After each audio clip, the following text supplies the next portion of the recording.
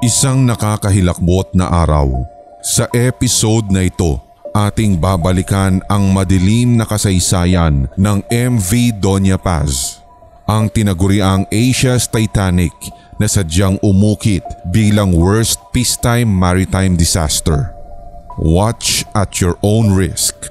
Ako si Red at ito ang Hilakbot Haunted History. 24. Sa 4,386 na lula ng MV Doña Paz noong December 20, 1987, 24 lamang ang nakaligtas sa tiyak na kamatayan makaraang bumangga sa overcrowded na barko ang MT Vector, isang oil tanker na bumaybay mula Bataan at patungo sana ng Masbate, hatid ang 1.5 milyong litro o katumbas ng 8,000 barrels ng gasolina at iba pang petroleum products. Naganap ang insidente dakong 10:30 ng gabi sa Dumali Point na nasa gawing Tablasi Street at malapit sa lalawigan ng Marinduque. Ang nakapangingilong pagkawasak ng metal maging ang matinding pagkakaalog ng barko ang siyang nagpagising sa mga natutulog na pasahero na sana'y papauwi ng kanilang probinsya sa holiday season ng taong iyon. Wala pa ngang ilang minuto, ayon sa mga survivors, malakas na pagsabog na ang maririnig na pumailan lang sa kanilang sinasakyan at kasunod ang mabilis na paggapang ng apoy na siyang otomatikong lumamon sa passenger ferry at siya namang nagdulot ng labis na panik sa lahat ng mga lulan nito. Sa salaysay ng isang survivor na si Paquito Osabel, isinalarawan niya sa kung gaano kabilis kumalat ang apoy sa loob ng MV Doña Paz at laking hilakbot rin nila nang masaksihan kung paanong isa-isa ring nagsitalunan mula sa nasusunog ng barko ang kanilang mga kapwa pasahero. Gayon din ang pagkakasaksi sa kung paano lamunin ng apoy ang mga nagsitalunan sa karagatan sapagkat mistulang dagat-dagatang apoy na rin ang katubigan gawa ng pagkalat ng gasolina at petroleum products sa ibabaw nito na siya namang nagmula sa MT Vector. Ayon sa isa pang survivor na nagngangalang Luzgardo Niedo, nooy korporal sa Philippine Constabulary, natuklasan umano niyang ni isang life vest ay walang matagpuan sa MV Doña Paz. Saka na lamang nila nalaman base sa lumabas sa investigasyon na nakatago pala ang mga life vest sa life jacket lockers. Ibukod pa ang bahagi ng kanyang pahayag na wala rin daw ni isang crewman ang sumubok na iorganisa ang mga pasahero upang ang lahat ay ligtas na makatakas sa lumiliyab na barko at karagatan at sa halip kahalo na ng mga nagpapanik na pasahero ang mga mismong crewmen ng barko. Upang makaligtas, halos lahat ng mga pasahero ay tumalon sa tubig bagamat nagliliyab rin ang ibabaw nito. Ginamit rin ng mga ito ang mga nagsilutangang mga suitcase ng ibang pasahero bilang makeshift flotation devices. Base sa records ng investigasyon, 2 oras makalipas ang collision, tuluyang nilamon ng karagatan ang MV Doña Paz habang ang MT Vector naman ay lumubog makaraan ang 4 na oras. Bago ang aksidente, naitala na dakong 6:30 nang lumayag mula Tacloban, Leyte ang MV Doña Paz at inaasahang makakadaong ito dakong 4:00 ng madaling araw sa Maynila. Sa mga ulat, nakatakda pa itong mag-stop over sa Catbalogan, Samar at dakong 8:00 ng gabi ang naging huling radio contact dito. Just imagine, mga ka-haunted history, kung sakaling ikaw ang nasa sitwasyon, kahaharapin mo ang kawalan ng pag-asang mabuhay na kung saan hahayaan mo na lang na masawi dahil sa pagkakalunod o masunog ng buhay hanggang sa mamatay.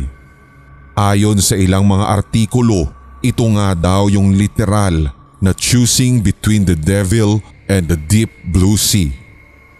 Dahil 5 araw bago ang Kapaskuhan nang maganap ang trahedya, tinagurian itong worst peacetime maritime disaster at sa isa pang dokumentaryo, tinawag pa ang MV Doña Paz bilang Asia's Titanic. Base sa mga salaysay ng mga survivor, ano-ano ang mga naging karanasan nila sa huling paglalayag ng MV Doña Paz? Sino ang pwedeng ituro na may tunay na pagkakasala? Ano-ano ang ikangay key factors na ipinunto ng mga isinagawang investigasyon sa kung bakit ito nangyari? Ano ang naging kasaysayan ng barko bago ito tuluyang mapasakamay ng Sulpicio Lines? Sa saliksik ng Team Haunted History, base sa mga naging salaysay ng survivors, katulad ng military official na si Luzgardo Niedo, napansin na umano niya ang tila tilted o hindi balanseng barko nang lumulan sila kasama ang ilan pa sa kanyang military at police officials. Ipinagsawalang bahala na lamang niya ito sapagkat nakatitiyak siyang magiging overcrowded talaga ang barko dahil sa dagsa ng mga pasaherong gustong umuwi sa Kapaskuhan. Sa dokumentaryong ipinalabas sa National Geographic, inihalin tulad ng survivor na si Aludia Baksal na nagmistula silang kumpulan ng ipis o langgam sa pagsakay sa barko. Sinabi pa nga niyang nagsisiiyakan na ang mga bata dahil sa hindi komportableng pwesto at nakita rin niya na daang pasahero ang nagsisiksikan habang nakaupo pa sa sahig ng MV Doña Paz at tiyak pareho ang sitwasyon sa 2 pang deck ng naturang barko. Dagdag pa niya, hindi rin naging maayos ang kanilang naging pwesto dahilan upang mahirapan silang makahiga o kaya ay makaidlip. Sa parehong dokumentaryo, nakapanaya mga ama ni Aludia na si Salvador at mula doon ay napag-alamang kinulang rin ang supply ng pagkain ng barko dahil sa pagpapasampa ng mga ikangay chance passengers. Dakong 11:00 ng gabi nang mapansin mismo ni Salvador ang paparating ding isang barko na tiyak ang pagbangga sa kanilang sinasakyan. Ilang minuto pa, tuluyan na ngang nagkabanggaan ang 2 barko at malalang tinamaan ang kaliwang bahagi ng MV Doña Paz sa eksaktong lokasyon kung saan naroroon pa ang engine room at ang main switchboard. Tulad ng naunang nabanggit, otomatikong kumalat ang apoy sa hindi maestimang oras dahilan upang magkatulakan na ang mga pasahero, makatakas lamang sa kinahaharap na dilubyo. Sa kasamaang palad, sa bilis ng paglamon ng apoy, agad na nasunog ang karamihan sa mga pasahero. Sa point of view ni Aludia, agad niyang naisip ang pagtalon sa karagatan nang hindi nalalamang naglalagablab na rin pala ang dagat ng sandaling iyon. Dagat-dagat ang apoy ang bumati sa kanya sa ibaba at alam na daw niyang iyon na ang kanyang katapusan. Masasabing daan-daang pasahero ang sanay makaliligtas subalit dahil sa pagkapit sa kanila ng nasusunog na gasolinang kumapit sa mismong katubigan ay naging tiyak ang kanilang kamatayan.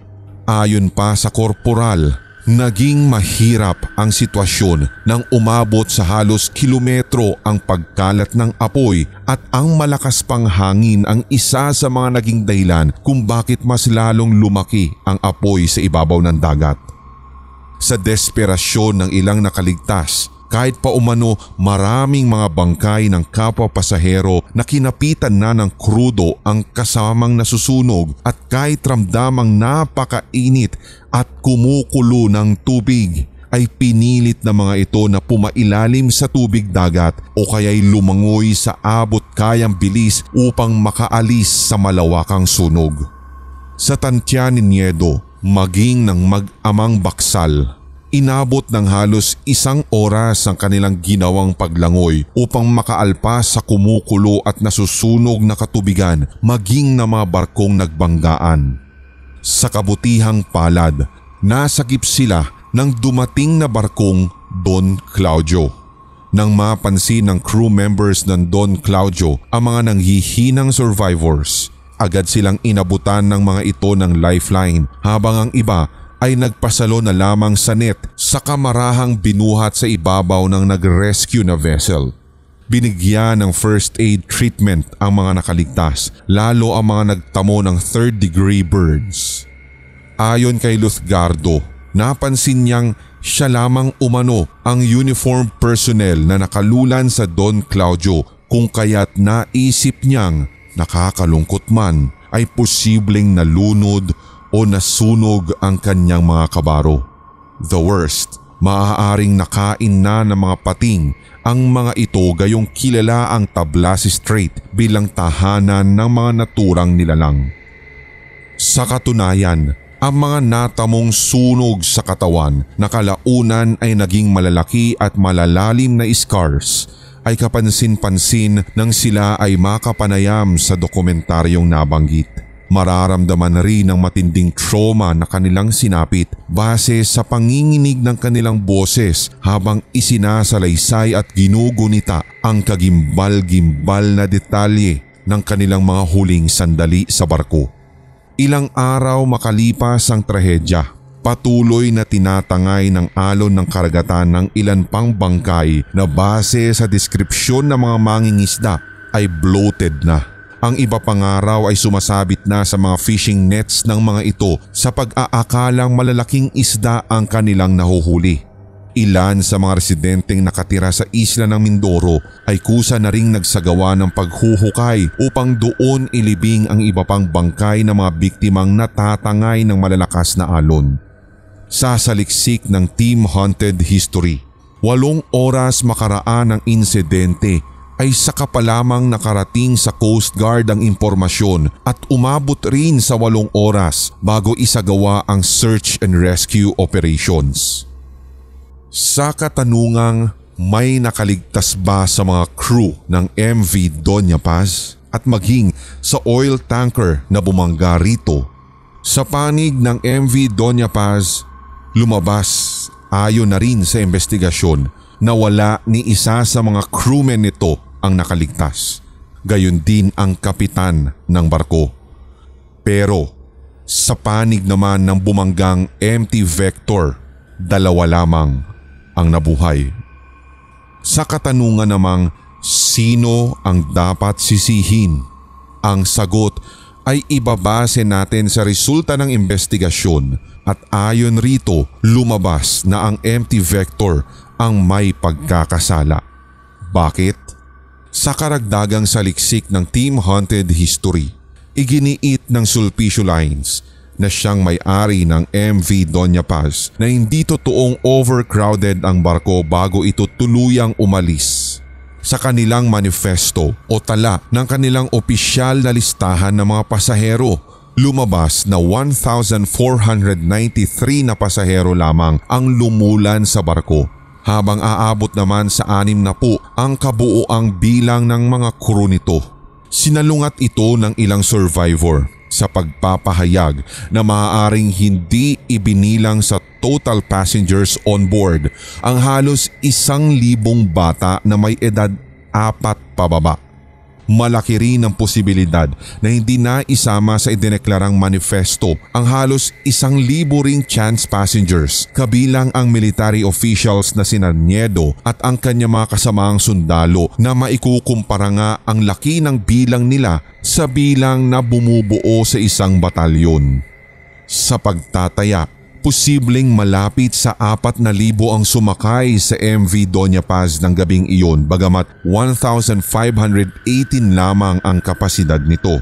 Bagay na inalmahan ng Sulpicio Lines at pinagdiinan na hindi maituturing na credible eyewitnesses ang mga survivors sapagkat hindi umano nila masasabing aabot sa ganoon ngang bilang ang mga pasahero sa pamamagitan lamang ng pag-estima. Ipinunto ng Board of Marine Inquiry sa isinagawang investigasyon na 13 ang crew na lulan ng oil tanker at 2 lamang ang nakaligtas. Ang crewmen ng MT Vector ay nakatulog nang maganap ang collision. Dito naungkat ang naging operasyon ng oil tank vessel at napag-alaman dahil sa bigat ng supplies na daladala nito, kinailangang galawin ng mga crew ang steering wheel ng vessel na siyang nagdulot ng zigzag motion at patumbok sa MV Doña Paz na siyang nagdulot din ng pagkalito sa panig ng mga crew ng pampasaherong barko.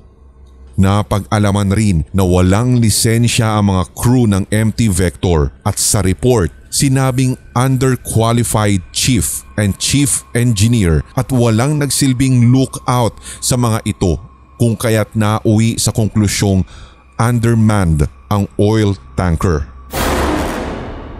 Ang pinakahuli, lumayag ang MT Vector ng walang Certificate of Inspection na isa sa mga pinakamahalagang requirements sa lahat ng vessels. Sa katanungang, bakit hindi agad naiwasan ng MV Doña Paz ang paparating na Vector oil tanker gayong napakalawak naman ng karagatan? Sa Asia's Titanic documentary, sinagot ng isang maritime safety expert na nagngangalang si Commodore Benjamin Mata ang katanungang ito. Sa impormasyong nakalap, 26 kilometers per hour ang galaw ng MV Doña Paz habang 8 kilometers per hour naman ng MT Vector, kung kaya't sa madaling salita, hindi ito isang high-speed maritime accident. Ang ipinunto ni Mata ay ang kawalan ng proper radio na siyang naging hadlang sa komunikasyon ng 2 nagsalpukang barko. Kung sakaling ibabaling naman sa crew kung wala umanong kapabayaan sa kanilang panig o kaya naman ay gising ang sinumang crewmen, may makakapansin sa paparating na oil tanker. Dito umano papasok ang testimonya ni Luzgardo na nagdidiing may kapabayaan rin sa mga crewmen ng MV Doña Paz. Ayon sa kanya, ilang oras bago ang trahedya, sinabi ng kanyang kasamahang sundalo na di umano'y may party na nagaganap sa barko at kabilang sa mga ito ang kapitan. Nadinig umano ng kasamang sundalo ni Luzgardo ang tugtugan at lakas ng tawanan ng mga crewmen kung kaya't posibleng isang apprentice lamang din ang nagmaneho sa barko. Sa official investigation ng Philippine Coast Guard, lumabas rin na ang ibang crew ay posibleng nagkakasiyahan umano o hindi naman kaya ay nanonood ng telebisyon sa kanilang recreation room habang ang kanilang kapitan ay ganito rin ang parehong aktibidad subalit na natili naman sa kanyang sariling cabin.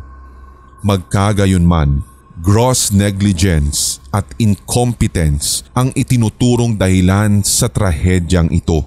Lumabas man na ang MT Vector ang dapat sisihin, hindi pa rin tumigil ang halos 4,000 naiwang kaanak na mga nasawi na ibaling ang sisi sa Sulpicio Lines.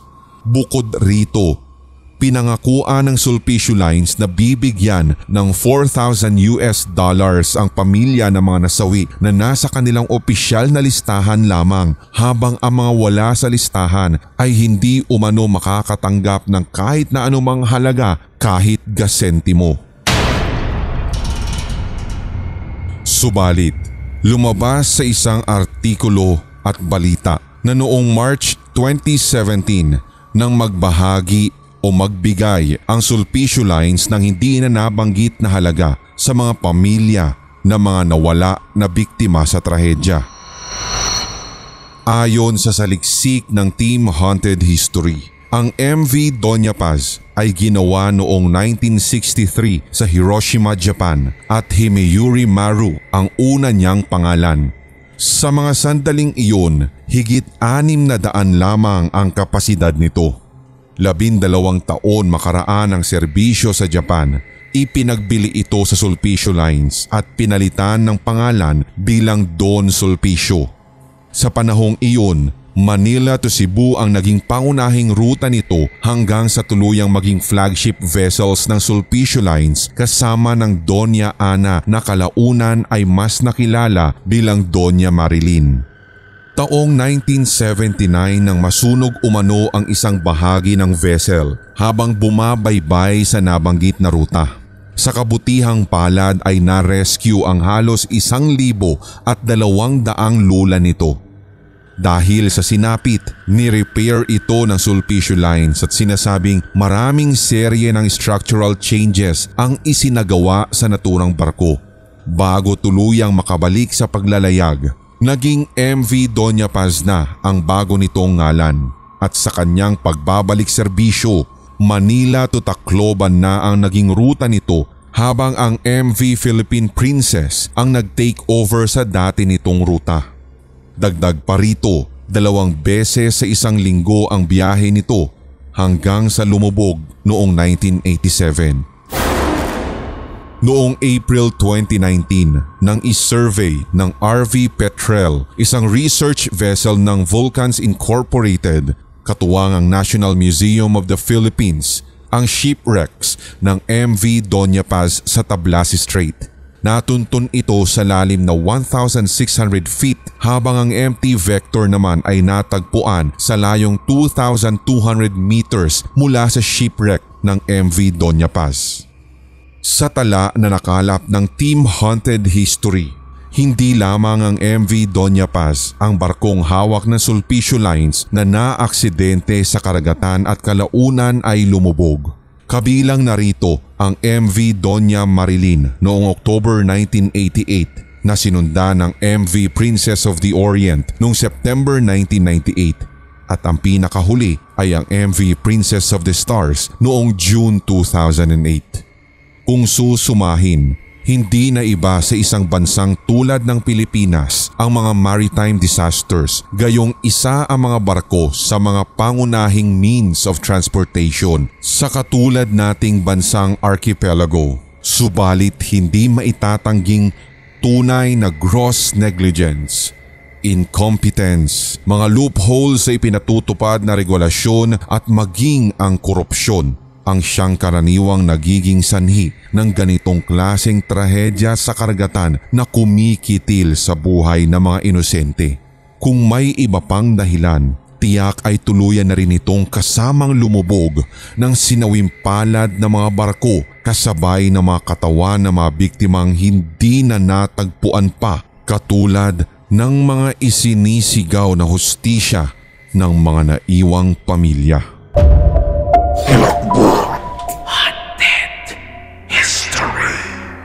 At inyong natunghayan ang pagbabalik tanaw sa kasaysayan ng MV Doña Paz, ang tinaguriang Asia's Titanic na sadyang umukit bilang worst peacetime maritime disaster.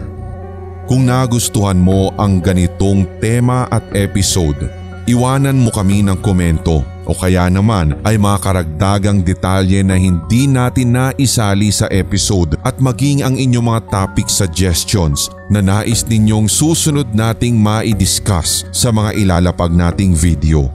Ang lahat ng iyan ay iyong ikomento sa comment section sa ibaba ng videong ito.